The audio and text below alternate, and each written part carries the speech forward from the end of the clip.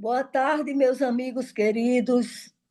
Estamos aqui no mês de janeiro, o primeiro programa de 2026, o 15º programa da série Iluminações, com uma alegria muito grande, desde já desejando a vocês um 2026 muito iluminado, com muita inspiração, poesia, muita literatura e muitas coisas boas que nós vamos ver, que nós pretendemos conversar ao longo desse ano.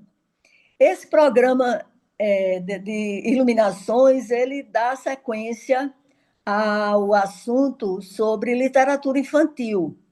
É a parte 3. Nós vamos falar agora sobre a história dos clássicos e vamos falar das fábulas. O programa anterior falamos sobre os contos de fadas. Esse agora vamos falar das fábulas. De início, eu gostaria de complementar o programa anterior falando sobre os autores internacionais da literatura infantil, porque não poderiam deixar de ser citados, dado a importância deles nesse contexto. Como vocês sabem, a literatura infantil, ela caracteriza-se por conter um texto narrativo construído com uma linguagem simples e direta, com ilustrações para complementar a história, o que a torna mais atrativa. As histórias são curtas e movimentadas, com uma sequência lógica bem definida, com começo, meio e fim, contendo ao final uma lição de moral que traz ensinamentos importantes relativos a conceitos de amizade, coragem, respeito, valores e comportamentos, tornando-se assim a literatura infantil imprescindível ao desenvolvimento das crianças. Não poderíamos dar continuidade ao universo da literatura infantil sem falar de Lewis Carroll, que é um nome de reconhecida relevância na literatura infantil internacional, que inovou ao criar Alice no País das Maravilhas, uma obra que explora o fantástico de maneira única. E Alice, através do espelho, complementa essa narrativa mágica e intrigante, encantando tanto a crianças quanto a adultos com seu humor e inteligência. Lewis Carroll é o pseudônimo de Charles Dodgson. Ele nasceu no Reino Unido em 1832 e foi escritor, romancista, contista, fabulista, poeta, desenhista, matemático e fotógrafo inglês. Estudou na Universidade de Oxford, onde se tornou professor de matemática e se ordenou diácono na Igreja Anglicana. Sua obra literária tem como característica o desafio da lógica, da razão e das convenções da linguagem, através do uso de jogo de palavras, trocadilhos, neologismos e situações absurdas, utilizando-se de sua paixão por quebra-cabeças, jogos de palavras e enigmas. Suas principais obras foram As Aventuras de Alice no País das Maravilhas e Alice através do Espelho, e o que ela encontrou por lá. Lewis Carroll faleceu em janeiro de 1898, também no Reino Unido, aos 66 anos. Tem como curiosidade a respeito desse autor é que sua obra foi proibida e banida em 1931 pelo governador da província chinesa de Yunnan, o general Rochien, pelo fato de que Alice, no País das Maravilhas, tem animais que falam e se comportam como seres humanos, e essa igualdade poderia ser desastrosa para as crianças, além de ser um insulto para os humanos. Um outro nome de extrema relevância no universo da literatura infantil internacional é Antoine de Saint-Exupéry, o autor de O Pequeno Príncipe, uma das obras mais lidas e amadas no mundo. A simplicidade e profundidade da história abordam temas como amizade e amor, tocando leitores de todas as idades. Seu legado é indiscutível na literatura infantil. Quem não conhece a frase aqueles que passam por nós não vão sós, não nos deixam sós, deixam um pouco de si e levam um pouco de nós. Antoine de Saint-Exupéry, ou simplesmente Saint-Exupéry, nasceu em Lyon, na França, em 20 de junho de 1900. Foi escritor, ilustrador e aviador francês, profissão pela qual era apaixonado desde criança, tornando-se piloto militar em 1922, trabalhando para o Correio Aéreo e posteriormente para a Air France. Atuou também como repórter de guerra, cobrindo eventos como a Guerra Civil Espanhola. Durante a Segunda Guerra Mundial, Saint-Exupéry se juntou à Força Aérea Francesa. Em 31 de julho de 1944, seu avião desapareceu durante uma missão de reconhecimento na Segunda Guerra Mundial e seu corpo nunca foi encontrado. A descoberta de destroços do avião e de uma pulseira de prata pertencente a ele, em 1998, confirmou a teoria do acidente. Saint-Exupéry era conhecido como o poeta da aviação, pois transformou suas experiências como piloto comercial do Correio Aéreo em obras literárias, abordando temas como a aviação, a solidariedade humana e a busca por significado, que frequentemente incorporando as suas experiências próprias de vida. Suas principais obras são Correio do Sul, de 1929, Voo Noturno, de 1931, Terra dos Homens, de 1939, ficando conhecido mundialmente pelo clássico O Pequeno Príncipe, de 1943. Essa sua obra-prima é considerada um dos livros mais traduzidos do mundo. Aborda temas como amizade, amor e responsabilidade, com uma linguagem simples e rica de simbolismo. E nos ensina que o essencial da vida é invisível aos olhos e se encontra nos laços e no afeto que criamos com as pessoas e as coisas, conforme ensina a raposa. A obra, considerada um clássico lido por crianças, jovens e adultos, também destaca a importância de valorizar a simplicidade e a imaginação da infância, ressaltando a crítica à visão superficial e às ambições vazias dos adultos, e como a dedicação e o cuidado dão valor às relações. A voz da raposa, em O Pequeno Príncipe, é a voz da sabedoria sobre as relações humanas, ensinando o valor de cativar, criar laços, a importância da paciência, dos rituais e da responsabilidade. Ela explica que, sem cativar, as coisas e pessoas são iguais, mas, ao criar laços, elas se tornam únicas e valiosas, revelando o essencial que é invisível aos olhos e que só o coração pode ver e sentir, ensinando lições profundas sobre amor e amizade, que os adultos esqueceram. As principais lições da raposa no Pequeno Príncipe é cativar, é criar laços. É o ato de tornar alguém único no mundo para você e você para ele, através do tempo e da dedicação, criando uma conexão especial. A segunda lição é paciência e rituais. Para cativar, é preciso paciência, diz a raposa. Sentar-se perto aos poucos e estabelecer rituais, como chegar à mesma hora, para se preparar emocionalmente. Segundo, essa, segundo a raposa, a terceira lição é a de responsabilidade, onde ela diz que tu te tornas eternamente responsável por aquilo que cativas. Um ensinamento central sobre o compromisso que nasce com o afeto, diz esse post, e em um trecho do livro. Outra lição é que o essencial é invisível.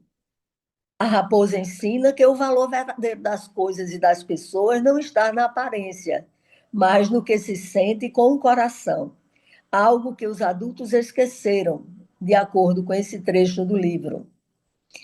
E o valor do tempo, como um valor também essencial que ela ensina. Ela destaca que os homens não têm mais tempo para conhecer, preferindo comprar tudo pronto, perdendo assim a capacidade de criar laços e amigos. A voz da raposa é a voz da conexão genuína, da profundidade emocional e da verdade sobre o que realmente importa na vida, contrastando com a superficialidade do mundo adulto. E sendo um personagem da obra de Saint-Exupéry um animal que se expressa e mantém um diálogo com o Pequeno Príncipe, dando lições e oferecendo reflexões sobre a vida das pessoas, relativamente à moral, amizade, lealdade, etc., com essas características narrativas, não se assemelharia então à obra do renomado autor A Fábula como um gênero literário nesse formato?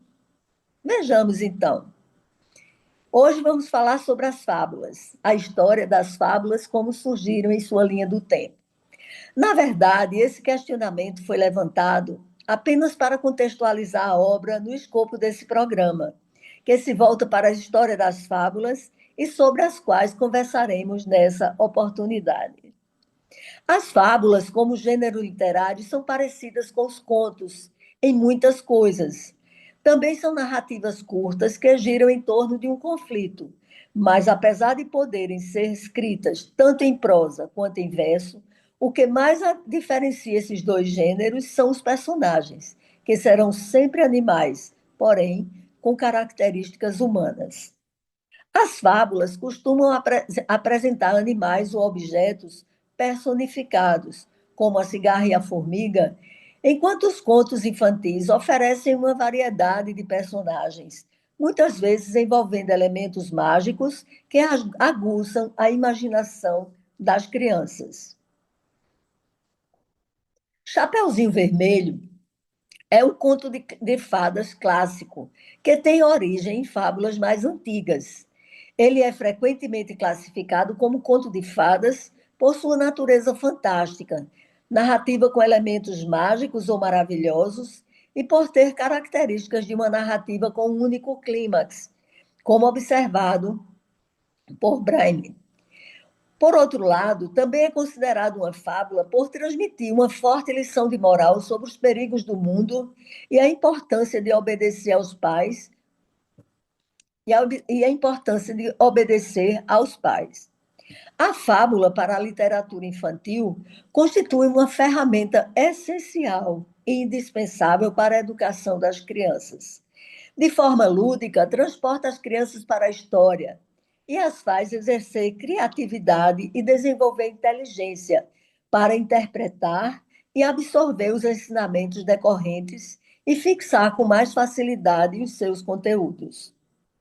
Tal gênero literário, que de uma maneira geral tem o formato de uma narrativa curta, por intermédio de animais e, por vezes, objetos animados, com a intenção de representar os homens, resistiu a um longo percurso no tempo e no espaço da nossa civilização, encantando até os dias atuais por muitas gerações no mundo inteiro. Segundo Elizabeth Aranha Guimarães Ubiali, em seu artigo intitulado De Esopo a Lobato, o percurso da fábula na história, a fábula é uma narrativa que se perde na origem dos tempos, retratando situações humanas vividas, geralmente por animais, com o intuito de transmitir certa moralidade. Tal natureza simbólica revela uma analogia com a natureza humana. Por exemplo, o leão é símbolo da força e majestade, a raposa, o símbolo da astúcia, enquanto o lobo representa o poder, o carneiro a ingenuidade e a fragilidade, tornando em muitas situações a virtude louvável e o vício ridículo. De modo bem-humorado e divertido, a fábula apresenta comportamentos que atuam sobre o leitor, levando-o a uma reflexão ética e proporcionando uma leitura a um só tempo educativa, crítica e prazerosa. Na linha do tempo das fábulas, após uma pesquisa realizada, cujas fontes são identificadas, informadas e registradas, fizemos o acompanhamento da fábula enquanto gênero literário mais antigo no âmbito da literatura ocidental, através de renomados autores, desde Esopo, do século VI a.C., na Grécia, até Monteiro Lobato, no Brasil, passando por Fedro, em Roma, e La Fontaine, na França. As fábulas são um tipo de literatura cuja origem é atribuída à tradição oral, sendo contadas e transmitidas por gerações, antes de serem escritas, através de histórias curtas e tendo animais como personagens que agem e falam como humanos, tem por objetivo terminar com uma moral. Historicamente, consta que as fábulas se desenvolveram na Grécia Antiga, no século VI a.C., sendo o período em que se tornaram conhecidas e registradas e foram atribuídas a Esopo. Em alguns livros, há o registro de que as fábulas surgiram no Oriente. As fábulas, desde os tempos arcaicos, foram um dos gêneros narrativos mais difundidos em todas as sociedades, segundo Nelly Novaes Coelho. Elas exercem uma função pedagógica, pois eram usadas para transmitir ensinamentos morais de maneira acessível, especialmente para crianças, e também como uma forma de criticar formas de governo e sociedade, tendo como propósito ensinar lições de sabedoria, inteligência, justiça e moralidade. Prossegue a autora dizendo que, paralelamente aos contos maravilhosos, na Idade Média, começam a circular as fábulas gregas de Esopo e as latinas de Fedro. Eram narradas em versos e em língua romance.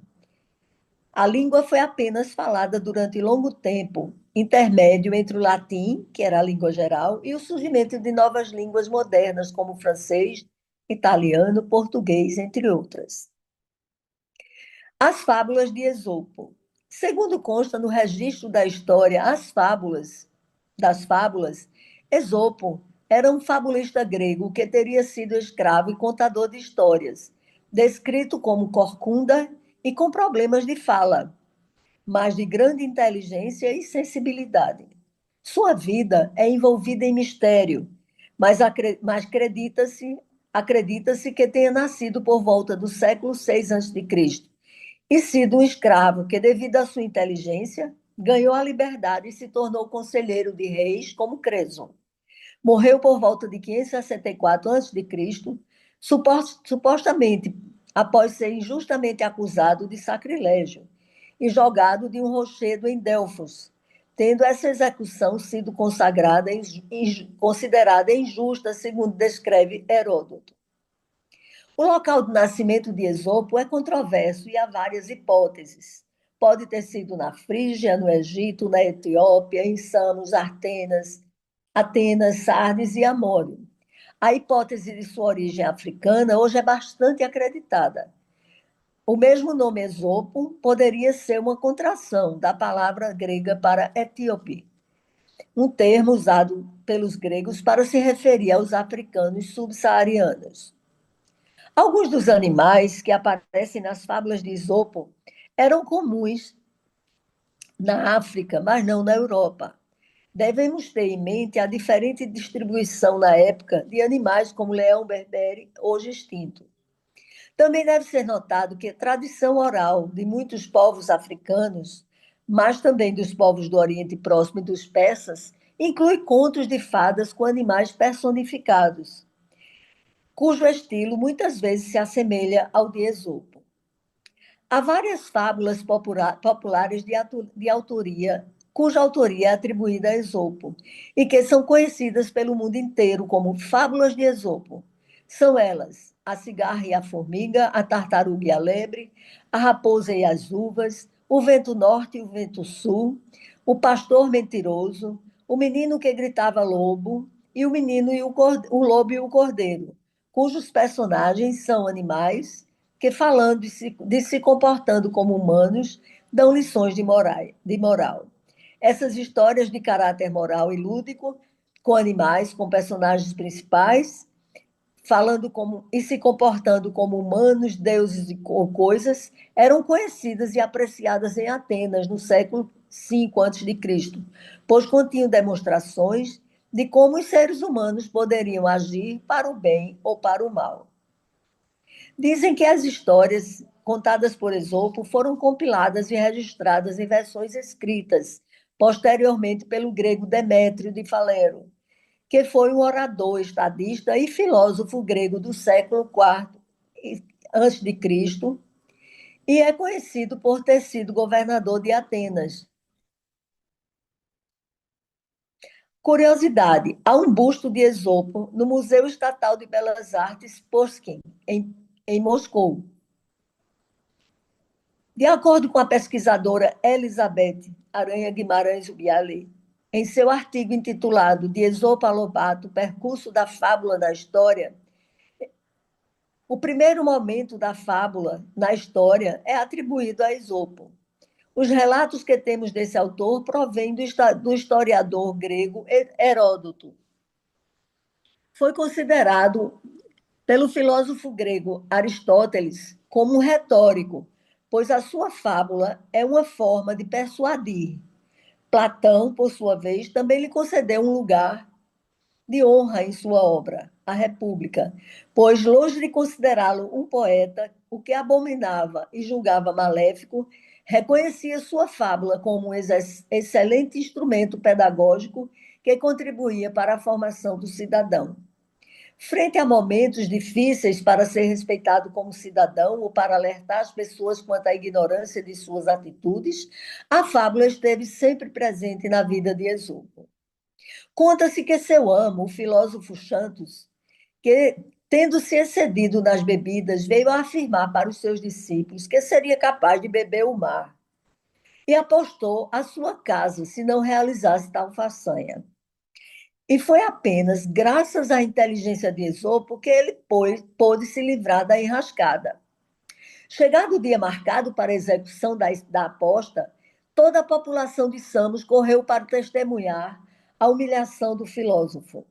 O discípulo que aceitara a aposta já cantava a vitória antecipadamente. Ao chegar ao local, porém, voltou-se Xantos para o povo e disse: Senhores, eu de fato apostei que beberia todo o mar, mas não que beberia os rios que nele caem. Assim, peço ao meu desafiante que interrompa todos os cursos de água para que eu possa cumprir o que efetivamente prometi. Todos se admiraram do seu expediente. O discípulo reconheceu a sua derrota e pediu perdão ao mestre, que foi reconduzido à casa entre vivas e elogios. Essa história está em La Fontaine, no livro de La Fontaine. Muitas vezes também o humor esteve presente nas peripécias de Esopo. Conta-se que, estando Xantos num banquete, separou algumas guloseimas e ordenou a Esopo: leve isso para minha querida amiga. Esopo, então, levou as guloseimas para uma cadelinha, que era a menina dos olhos do amo.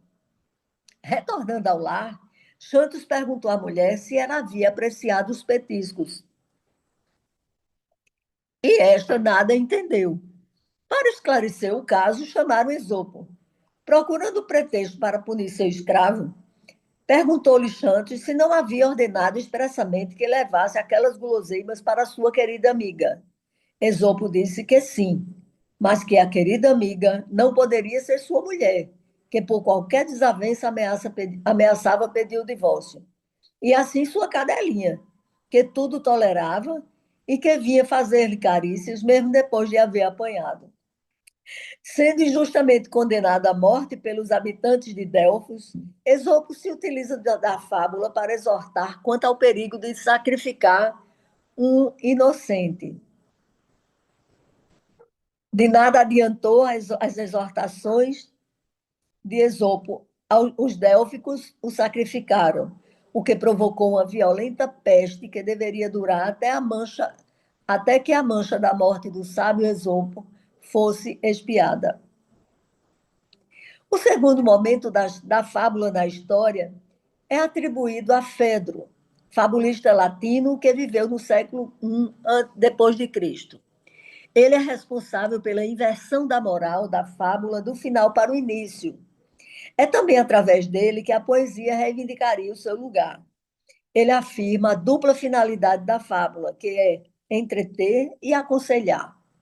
Ele também retrata sua revolta contra as injustiças sociais e crimes do seu tempo.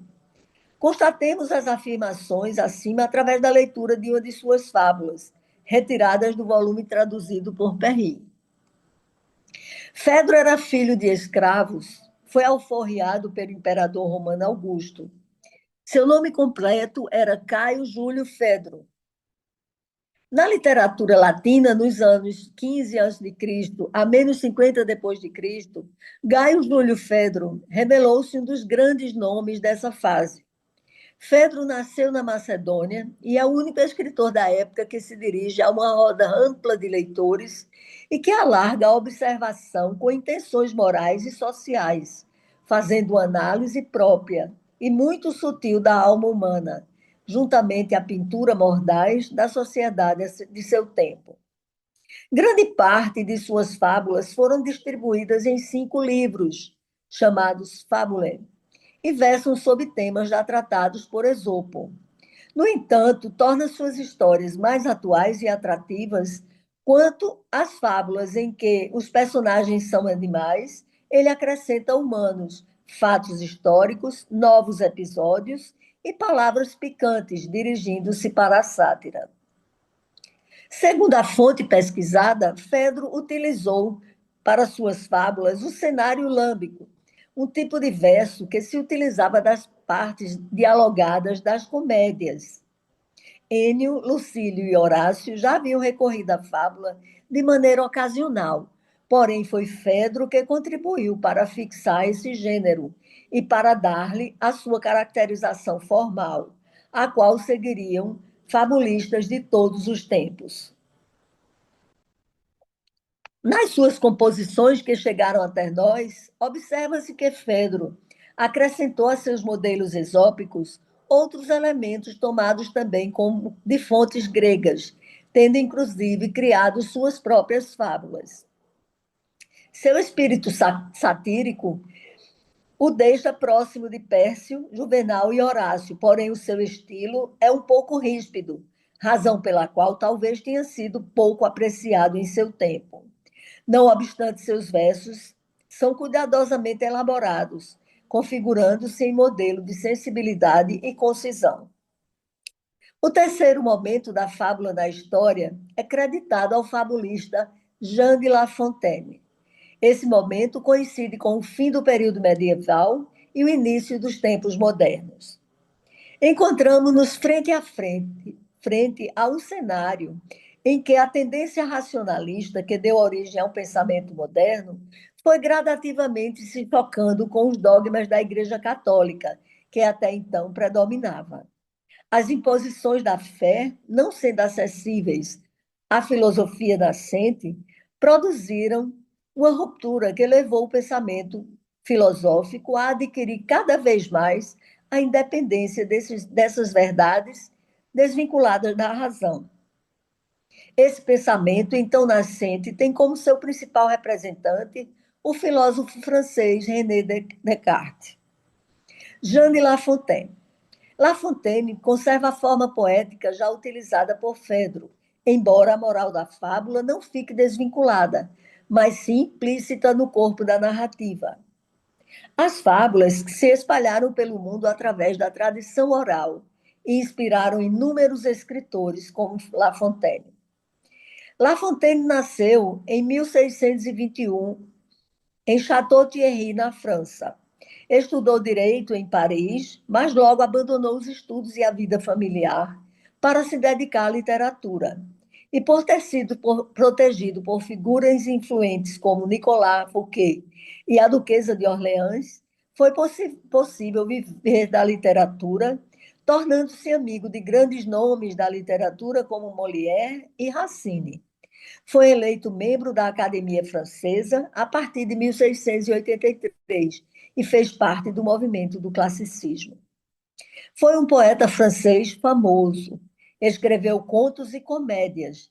No entanto, ficou mais conhecido por suas fábulas, inspiradas em clássicos como as de Esopo, que o tornaram um dos maiores nomes da literatura.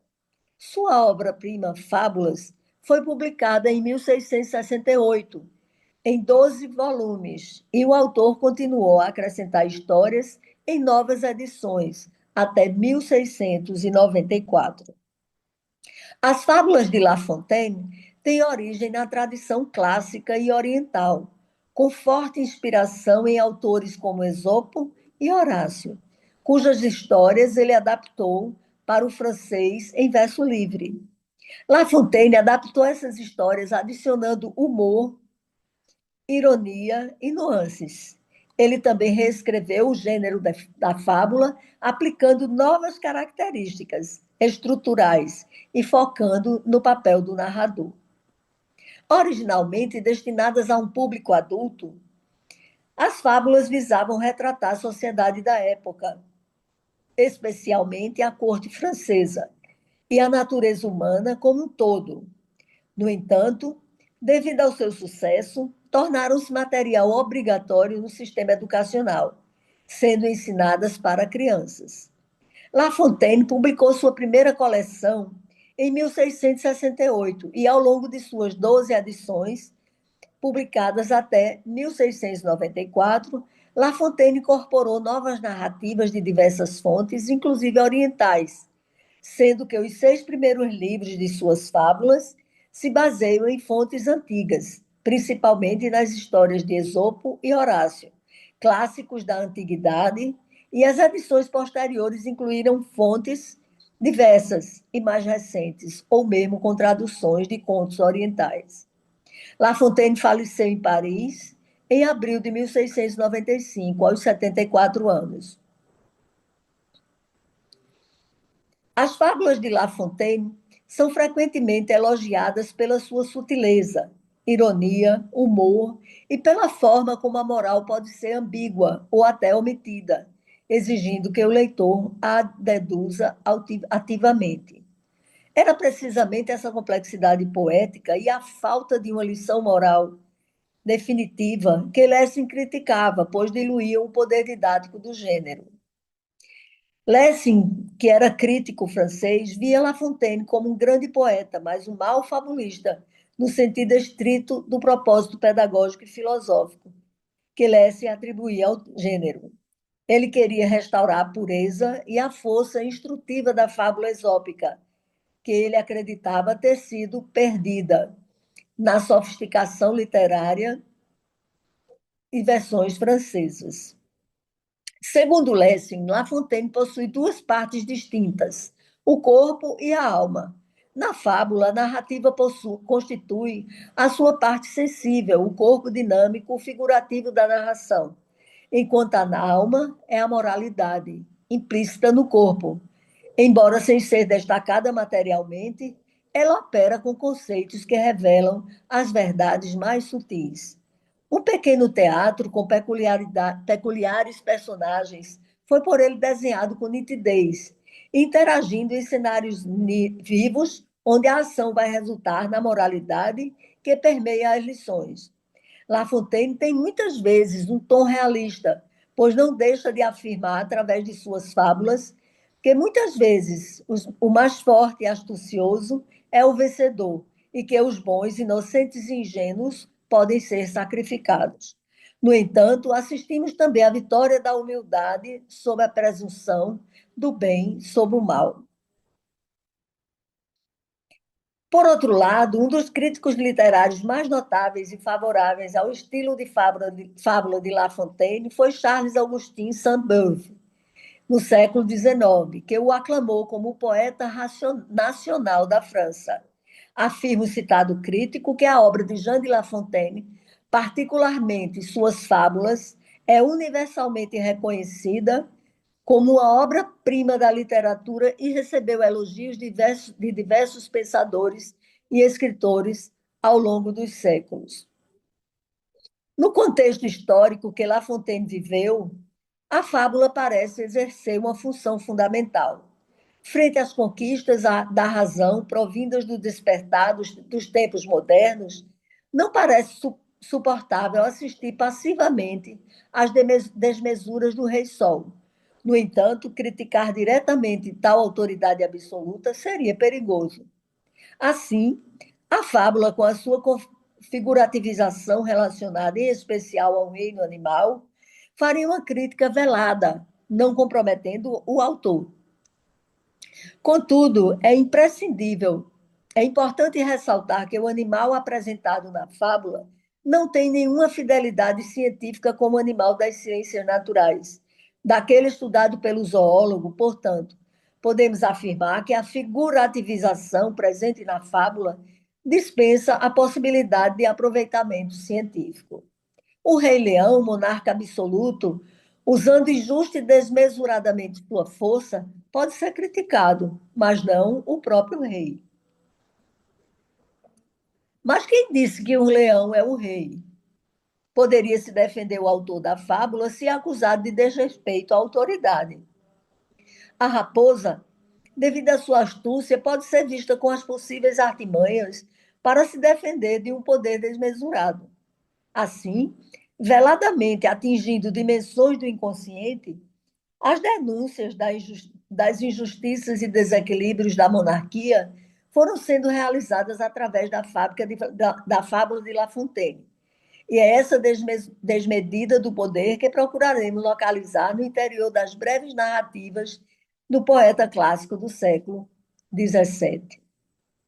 O quarto momento da fábula na história será atribuído ao brasileiro Monteiro Lobato. Este autor, tão apreciado pelas crianças, é considerado o marco inicial da literatura infantil no Brasil. Temos uma curiosidade que merece destaque. Antes de Monteiro Lobato, já existia uma obra dedicada à criança, Contos da Carochinha, publicado por Alberto Figueiredo Pimentel, que publica em 1894, pela editora Quaresma, o primeiro livro para crianças, chamado de Contos da Carochinha. Esse aqui.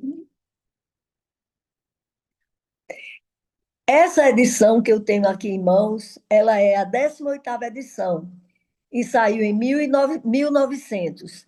É uma relíquia e contém histórias maravilhosas.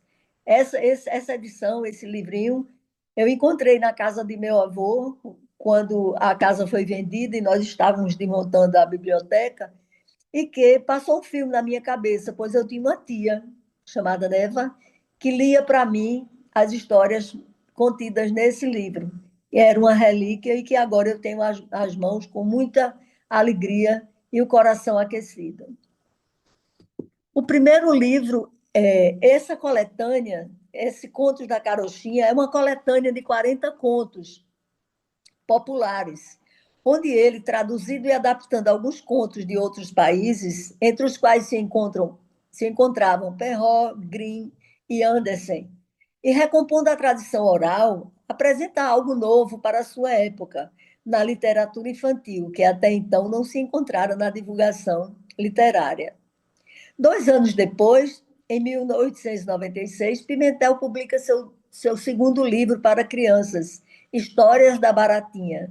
E assim prossegue o precursor da literatura infantil no Brasil, dedicando-se à infância, ora com histórias maravilhosas.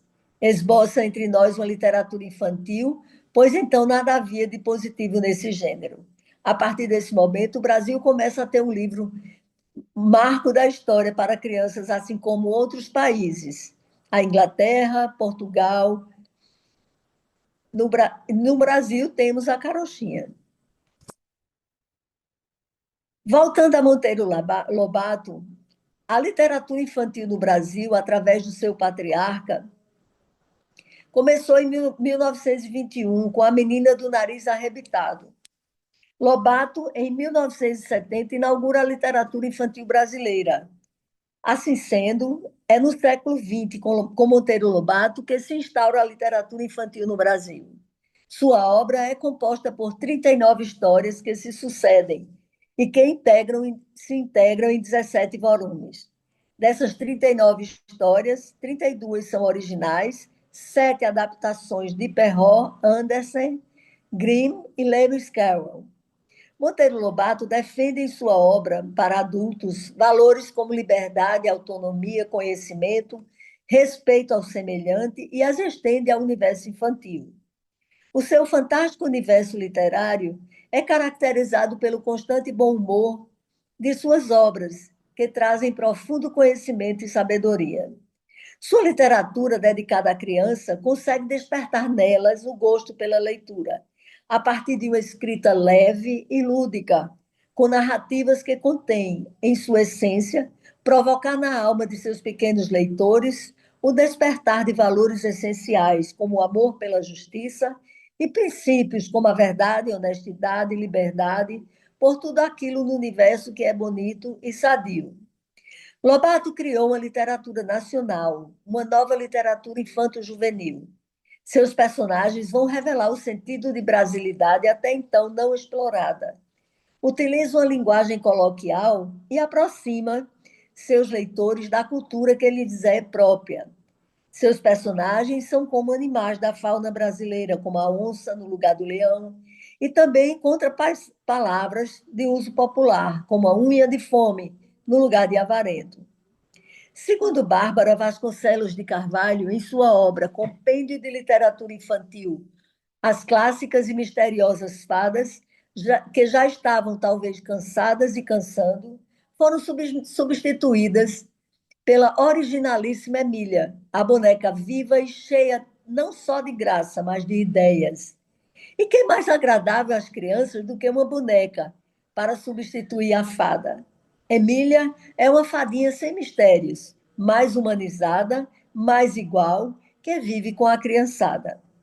E ainda de acordo com a mesma autora, a varinha mágica tornou-se mais convincente, representada pelo pó de pirlim-pim-pim, aspirado e agido como se fosse uma grande descoberta científica, de acordo com a época progressista. O rinoceronte, que amigavelmente conduz as crianças em vez do frágil coelhinho. A mãe gansa e outros símbolos irracionais que ficam bem mais situados nas fábulas foram substituídas pela figura esclarecida de Dona Benta, avó boa e amiga, culta e tolerante, que representa a razão dentro da fantasia. E, ao invés dos contos da carochinha, ganhamos os contos de Dona Benta. No sentido da procura de uma brasilidade, as lendas do nosso folclore não valorizadas são valorizadas e se apresentam como narrativas diversas, divertidas e bem-humoradas. O personagem Tio Barnabé narra as aventuras do Saci, enquanto Pedrinho e Narizinho saem à caça do duende brasileiro. Lobato deu movimento e alegria ao mundo criado para as crianças. E desde aí, as crianças tiveram um mundo novo dentro do mundo. A chave do tamanho é frequentemente classificado como uma fábula moderna ou um conto alegórico, pois, embora use personagens fantásticos, a Turma do Sítio, sua principal função, uma forte crítica social e política à Guerra Mundial, através de uma narrativa lúdica, com uma moral implícita sobre a tolice e a fragilidade humana, e a busca por soluções simples para problemas complexos, características clássicas da fábula. E por falar em chave do tamanho, eu apresento a vocês outra relíquia que fez parte da minha infância e no qual tive a grata surpresa de encontrar na casa do meu avô e estou relendo. São muitas histórias interessantes contadas por Emília. Inclusive, gostaria de contar para vocês que nessa chave do tamanho ela começa que tem como subtítulo a história, a maior reinação do mundo. É uma história da maior reinação do mundo, na qual Emília, sem querer, destruiu temporariamente o tamanho das criaturas humanas. E ela cita uma coisa muito interessante que há muito tempo eu não escutava, que é um pôr de sol de trombeta.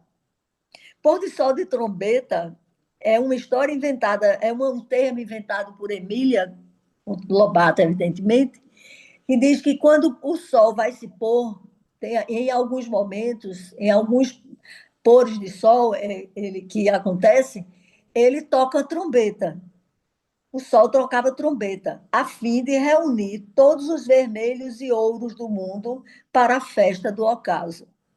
Não é uma maravilha? Veja que imaginação tinha aquela Emília e encanta todos nós até hoje. A chave do tamanho, recomendo. Quem gostar de literatura infantil, de literatura de qualidade, fazer uma viagem de volta à infância. Por que A Chave do Tamanho é considerado um conto alegórico, uma fábula, um conto alegórico? Porque ele contém uma crítica social. A história, lançada em 1942, usa a fantasia de Emília para criticar a irracionalidade da Segunda Guerra Mundial, algo que adultos da época não faziam abertamente com crianças. Ela também traz uma moralidade. A trama, com a humanidade escolhida, explora temas como fragilidade, a estupidez humana e as consequências das ações, levando à reflexão, mesmo sem uma moral explícita, como nas fábulas de Esopo. Ela traz também personagens fantásticos, a presença de Emília, o Visconde, e a Sala das Chaves, um local mágico, permite que Lobato aborde assuntos sérios de forma acessível para o público infantil, uma técnica comum em fábulas.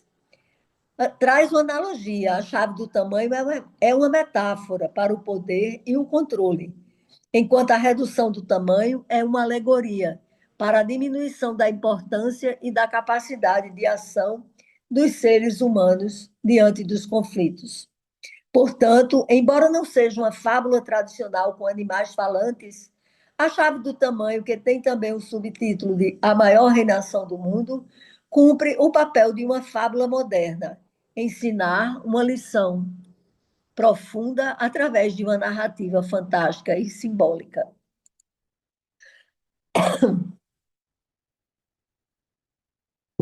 O formato da narrativa de Monteiro Lobato é considerado uma importante inovação literária, pois os seus personagens é que serão os responsáveis pelo sentido moral e implícito da narrativa.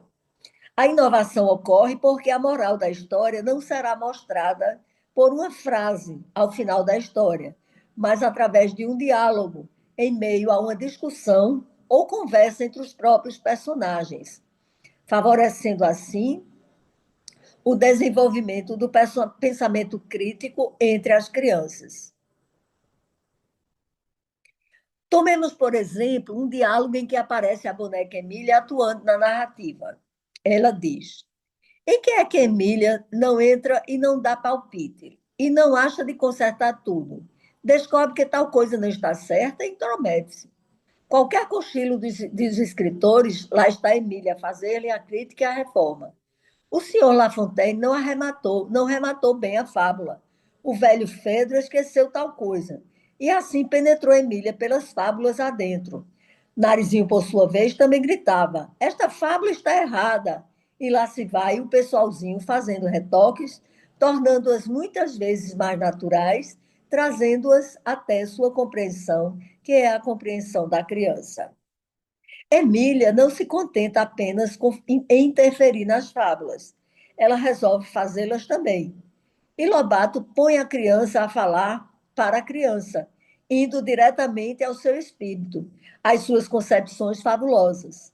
Assim, a boneca começa a criar suas próprias fábulas, envolve tudo em suas reformas, cria um mundo de bichinhos, de árvores, analisando-os e relacionando-os entre si com o homem e levantando seus conceitos e suas conclusões. As moscas vão ficar sem asas, porque são os bichinhos inúteis e incômodos, diz Emília. Ao lado do sentido de brasilidade estão outros ganhos, tais como a perda de certa frieza, aridez e requinte literário dos clássicos, que muitas vezes distancia e dificulta a leitura. Em contrapartida, emerge uma leveza, graça, humor e diversão. Nesse sentido, Edgar Carvalho diz: Lobato deu cunho nacional também às fábulas de Esopo ou Fedro. Hesíodo La Fontaine, ao lado de suas próprias criações, de acordo com o espírito de sua obra, tornou-as graciosas, leves, humanizadas, eliminando o sistematismo árido e os requintes literários clássicos e sofisticados. Para Lobato, as fábulas constituem um alimento espiritual correspondente ao leite na primeira infância. Ao lado das adaptações dos clássicos anteriores estão também as fábulas por ele criadas, como, por exemplo, a reescritura de A Cigarra e a Formiga, de La Fontaine, pelas duas fábulas, A Formiga Boa e A Formiga Má, e também Os Dois Viajantes da Macacolândia. As fábulas de Monteiro Lobato revelam humor, divertimento, movimento, sabedoria, simplicidade, relatando a alma da nação e o povo brasileiro, constituindo-se assim em uma indispensável ferramenta para a iniciação da criança na leitura e na escrita, e um forte aliado do educador. Além do que, o autor une a modernidade com a tradição, apresentando os clássicos de forma lúdica, com muito colorido, leve e pleno de fantasias, com um vocabulário acessível. Com esse formato de narrativa, Monteiro Lobato desperta também na criança o prazer de estudar e desenvolver a sua criatividade e imaginação, o autoconhecimento e conhecimento do mundo em que vive, por meio dos conceitos éticos implícitos na fábula e revelados pelos próprios personagens ao longo das histórias, a criança pode aprender a reconhecer os valores humanos e despertar sua consciência sobre os mesmos. E seguindo o formato do programa anterior, dos programas anteriores, trazemos nessa oportunidade para vocês uma escritora pernambucana de grande talento e que tem uma trajetória maravilhosa, tanto no que se refere a livros publicados, quanto ao trabalho que desenvolve de forma voluntária, contando histórias a pacientes em tratamento no Hospital Maria Lucinda, no Recife. Trata-se da escritora Cleoneide Costa, que vai se apresentar no vídeo que se segue. Sou Cleoneide Costa, sou escritora infanto-juvenil, gosto muito de escrever para crianças e assim, a literatura entrou na minha vida com 1 ano e 7 meses. Disse a minha mãe que quando eu estava nessa fase, eu gostava muito de papel e de lápis. E com essa idade, eu já estava na escola. Então, começou tudo nessa fase, né, de bebê. E além disso, minha mamãe e o meu papai, quando a gente já estava bem maiorzinho, a gente sempre ia para o supermercado juntos em família e a mamãe mandava a gente escolher qual livrinho de história a gente gostaria de levar e que colocasse no carrinho de compras. Então, eu e os meus irmãos colocava os livrinhos que a gente gostaria de ler quando chegasse em casa. Quando a gente chegava em casa, a gente se reunia, sentava no chão e cada um ia ler os seus livrinhos. E cada um compartilhava a sua história, um com os outros. Eram momentos riquíssimos da minha infância que até hoje ainda me faz lembrar. Outro momento interessante é a minha vovó. A minha primeira que estimulou na literatura foi a minha mamãe, a ler. E depois a minha vovó, Idalina, que ela gostava muito de contar história para mim. Além disso, ela contava tanta história e eu me divertia e gostava de sorrir com ela. Depois eu dizia, vovó, eu vou contar história para a senhora também, viu, vovó? Eu começava a contar a história, inventava tanta história, mas não me lembro quais eram as histórias que eu inventava, mas assim, ela adorava e só fazia sorrir. E depois pegava na minha cabecinha e ficava fazendo cafuné e dando belos sorrisos. E hoje o que eu tenho a dizer? Devido toda essa experiência com minha mãe e a minha vovó, diante da literatura, eu passei a gostar de ler. O meu hobby é ler. E o presente que vocês gostariam de me dar seria livro. Então, o melhor presente que eu gosto de ganhar é livro. Fico muito feliz. E além disso, passou os tempos, eu me tornei adulta, né? E com o tempo, eu comecei a escrever e a começar a publicar os livros. E passei a ser contadora de história. Quer dizer, uma herança da minha vovó Idalina. Eu acredito que ela está muito feliz lá no reino do céu, vendo a sua linda netinha, contadora de história, nos hospitais com as criancinhas. E eu me sinto muito feliz. Com uma trajetória de muita transformação e envolvimento com a literatura, desde que era muito pequena, pelas mãos de seu avô e sua mãe, que desde cedo lhe despertaram o gosto pela leitura, teve sua vida voltada para a literatura, aprendendo e ensinando muitas lições por onde passa, exercendo sua profissão de enfermeira. Ao conhecer pessoalmente Cleoneide, quando da festa de comemoração pelos 17 anos da editora Ser Poeta, na Livraria Jardim, tive a oportunidade de conversar mais detidamente com ela, que logo se revelou uma pessoa muito especial. Além de sua simpatia, fiquei impressionada com o trabalho que desenvolve e, sem pestanejar, a convidei imediatamente para participar do programa Iluminações de janeiro, o que ela gentilmente aceitou e está nos brindando com sua participação. Ouçamos agora o que Cleoneide fala sobre o seu trabalho literário e suas obras. Agora eu vou falar para vocês quanto ao meu sentimento quando eu estou escrevendo. Primeiramente, para escrever para criança, a gente tem que ter o amor do coração, que ele seja projetado de dentro para fora. Então, eu escrevo por amor, por valor ao ser humano e tudo que está ao meu redor. Gosto muito de ter inspirações em crianças e adultos, na natureza e nos tipos de comportamento, e gosto também de ter inspiração com o meio ambiente, com obras de artes. Sempre me traz inspirações para escrever. Eu quero mostrar a vocês alguns livros que eu escrevi e quais as inspirações que eu tive para escrever cada um desses livros.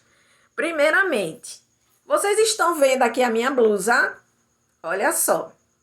Aqui é um jarro e aqui uma flor. E dentro desse jarro sai o quê?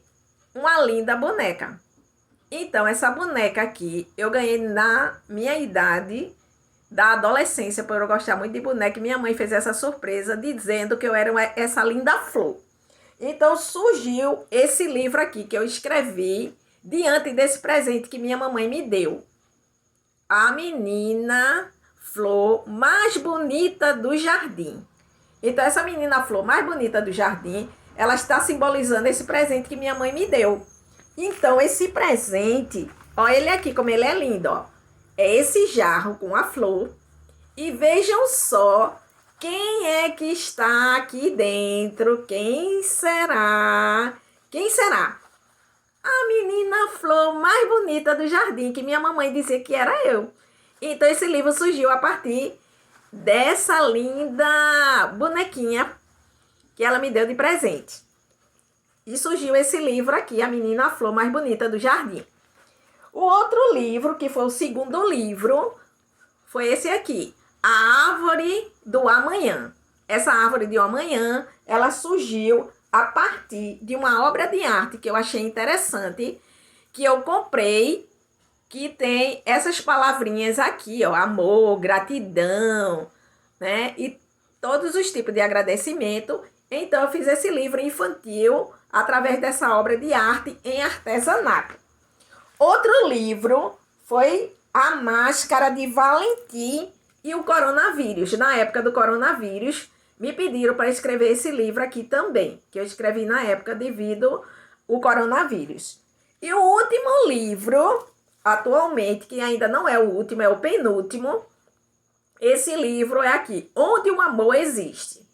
Onde o Amor Existe, eu sendo enfermeira, eu presenciei um estudo de caso, um tipo de testemunho, como preparar uma criança para a cirurgia para que ela não tenha medo. Então, esse livro, antes da criança ir para a cirurgia, lá no hospital eu faço aplicabilidade para que a criança não tenha medo da cirurgia e todos os procedimentos que irá fazer, a gente prepara ele antes com essas orientações a nível de história. E o último livro, que não é o último, né? Esse livro aqui para mim foi um desafio. Batismo Católico Fé Renovada.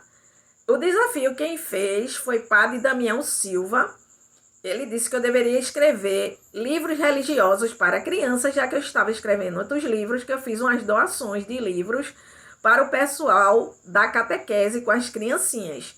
E ele me sugeriu fazer um livro e fez essa profecia, e eu escrevi esse livro aqui, falando tudo sobre o batismo, como segue todos os protocolos da Igreja Católica Apostólica Romana. Então, eu adoro escrever e adoro os desafios também, viu, gente? E assim, só que eu tenho a dizer a vocês que vocês procurem ler meus livros também com suas crianças e se divirtam com ele e aprendam cada vez mais com a escritora Cleoneide. Conforme apresentado pela própria autora, Cleoneide tem os seguintes livros publicados: A Menina Flor Mais Bonita do Jardim, As Árvores do Amanhã, A Máscara de Valentina e o Coronavírus, e Onde o Amor Existe. E o último deles, Batismo Católico, Energia Renovada. Depois de ouvi-la falar sobre cada uma de suas obras e o propósito a que se destina, pedi a Cleoneide que apresentasse o seu trabalho voluntário junto às crianças em tratamento no Hospital Maria Lucinda, contando histórias e aliviando o fardo de um desafio tão difícil em busca da cura. Ouçamos agora o que diz Cleoneide a respeito. Olá, gente! Agora eu vou contar para vocês que eu sou contadora de história. Eu sou voluntária no hospital e trabalho contando história para as criancinhas que estão lá doentes, né? Então, qual a importância de eu ser voluntária e contadora de história dentro do hospital? Eu procuro proporcionar alegria, trazer paz e esperança àquelas crianças que estão internadas e com sentimento de tristeza por estarem naquele ambiente hospitalar que não é muito legal. Então, o sentimento de você contar a história a essas crianças e tantos os acompanhantes é de uma descontração no ambiente, fazendo resgatar lindos sorrisos através da história. E o que é interessante também, que no momento que a gente está contando a história, dependendo de como a gente escolhe a história, porque tudo tem um estudo, viu, gente? Para ser contadora de história tem um estudo, tem que saber a idade, o tipo de livro que a gente vai utilizar. Então, a história, ela proporciona a reduzir o estresse. E de que forma reduz o estresse quando a gente está contando história? A partir de quê? No momento que a gente provoca na criança sorrisos, o que é que acontece no organismo da criança? Começa a diminuir o cortisol, que é o hormônio que faz com que a criança tenha estresse, medo e tristeza. No momento que ele dá sorrisos, contatos corporais de abraço, dependendo da história que a gente está contando, esse sentimento de alegria faz ele liberar dentro do organismo a endorfina.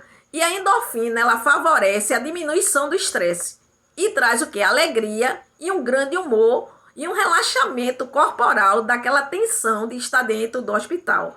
Não só para a criança, mas também para os acompanhantes. Ajuda também, através das emoções negativas de tristeza, trazer emoções de sorriso. E a coisa mais linda é quando a gente encontra uma criança chorando com dor, que a gente começa a contar a história e depois vê um sorriso. A gente, quando termina de contar a história, eu me sinto tão feliz, mais do que aquela criança que deu aquele sorriso, que eu tirei um pouquinho daquela dor e aquela tristeza dessa criança e da acompanhante também, que ela se envolve, viu, gente? No processo da contação de história também. Além disso, as crianças, elas perdem o medo. Quando a gente chega toda colorida, né? Como eu tô aqui, ó, com colar todo colorido, uma blusa chamando a atenção, cheia de bichinho. Aí ela diz, oxe, eu não conheço a senhora não, quem é você? Tão bonita. Aí já muda até a forma do profissional que está atendendo, de tanto que ele vê pessoal vestido de branco, quando ele vê a sensação é que vai sentir dor. Porque no momento que chegam perto é só para furar, apertar no lugarzinho onde está sentindo dor. Aí quando ele vê, aí a gente chega toda de colorida, aí ele já acha, eita, essa tia ela é bem legal. Eles têm assim a sensação de uma receptividade excelente. E quanto ao meu projeto de 2026, né, eu pretendo lançar mais livros e já tem um que já está a caminho, que é O Gordinho. Né? Ele vai ser lançado esse ano e assim que for lançado, eu tento divulgar para vocês também. No caso, meu projeto já de 2026 já tem esse livro já a caminho para lançamento. Vou continuar sempre escrevendo, que é algo que eu adoro fazer. é escrever e ler, mas principalmente escrever para as crianças, infanto e juvenil. E ser também contadora de história, continuar sendo voluntária dentro do hospital. E assim, quero também estar em outros momentos, em bienais, congressos e convites que as pessoas possam sugerir para falar sobre a minha experiência. Gosto muito também de participar de lives, né, onde eu coloco a minha experiência, a importância da literatura infanto-juvenil para as crianças. Quanto traz de saúde, melhora no cognitivo e desenvolvimento da criança também a nível da fala, a nível do raciocínio, a nível de conhecer as cores, os sons, tudo isso favorece na fase de desenvolvimento da criança. E assim, eu quero ser uma eterna aprendiz. Eu só digo a vocês que eu nunca sei nada. A cada dia da minha vida eu estou aprendendo, agregando e procurando ser uma pessoa melhor na vida do próximo. Eu acredito que a gente, quando está aqui na Terra, a gente deve ter esse legado, deixar o nosso melhor na vida do outro e a gente ser lembrado com as coisas boas que a gente faz na nossa caminhada. E eu deixo aqui para vocês um lindo abraço e um beijo bem carinhoso no coração de cada um de vocês e em todas as criancinhas. E principalmente aquelas criancinhas que estão no hospital sofrendo, que um sorriso faz com que elas resgatem a alegria e com a alegria aumenta a endorfina, aumenta os anticorpos e que reduz o problema da doença, trazendo a saúde. Gente, literatura é algo importantíssimo, não só para a criança, mas também na gente na fase adulta. Devemos manter o nosso cérebro ativado cognitivamente para ser pessoas melhores, com humor, mais alegre e mostrar felicidade. O mundo está precisando de um mundo feliz e sorrindo de alegria e um mundo saudável. Um abraço a todos vocês e com muito carinho, para que esse mundo se torne melhor diante de todos nós. E assim, após essa participação da escritora Cleoneide Costa em nossas Iluminações, agradeço a gentileza e a disponibilidade e parabenizo pelo belíssimo trabalho, que merece ser divulgado para que sirva de inspiração a outras pessoas e para que se multiplique nesse novo ano que se inicia. Caminhamos para o final do programa com o coração aquecido e esperanças renovadas. Gostaria de me despedir com um grande abraço em todos que nos assistiram nesse primeiro programa de 2026, reafirmando que é sempre muito bom estar com vocês. Feliz Ano Novo, com um abraço bem apertado, de muita saúde, paz, iluminações e poesia. Viva a literatura infantil! Viva as iluminações!